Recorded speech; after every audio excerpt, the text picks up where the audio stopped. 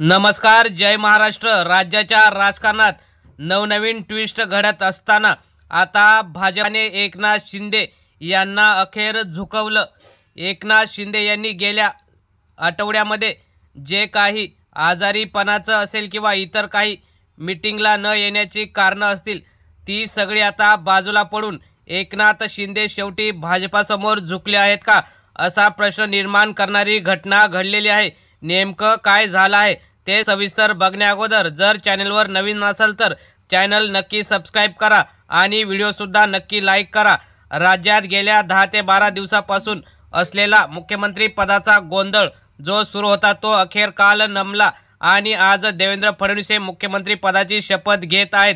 त्यामध्येच एकनाथ शिंदे यांनी काही दिवसापूर्वी त्यांच्या नेत्यांनी सांगितलं की एकनाथ शिंदे मुख्यमंत्री पदावरून उपमुख्यमंत्री पद घेणार नाहीत आणि ते पक्षप्रमुख किंवा पक्षाचे नेते म्हणूनच राज्यात काम करतील।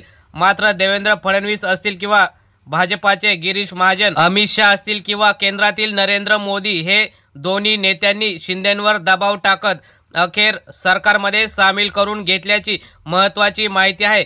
उपमुख्यमंत्री पद हे एकनाथ शिंदे यांना घ्यावंच लागेल असा भाजपाचा आग्रह होता। त्यामुळे आज होणाऱ्या संध्याकाळी शपथविधीच्या सोहळ्यात एकनाथ शिंदे उपमुख्यमंत्री पद घेतील व ते शपथ सुद्धा घेतील असा अंदाज सूत्रांकडून व्यक्त केला जात आहे।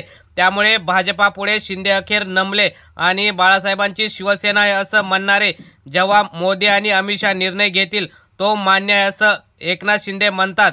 त्यामुळे ही खरंच बाळासाहेबांची शिवसेना आहे का असाही विचार येतो। त्यामुळे आता उद्धव ठाकरेंची जी काही स्वाभिमानी वृत्ती गेल्या 2019ला दिसली ती शिंदेंमध्ये दिसली नाही।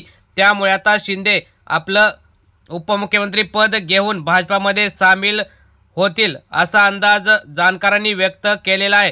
त्यामुळे भाजपाने शिंदेंना आता महत्त्व न देता अजित पवार यांनाच महत्त्व देत त्यांच्याकडे अर्थ खातं देऊन शिंदेंकडे नाममात्र उपमुख्यमंत्री पद देतील व गृहमंत्री पदे देवेंद्र फडणवीस यांच्याकडेच ठेवतील असा अंदाज व्यक्त केला जात आहे।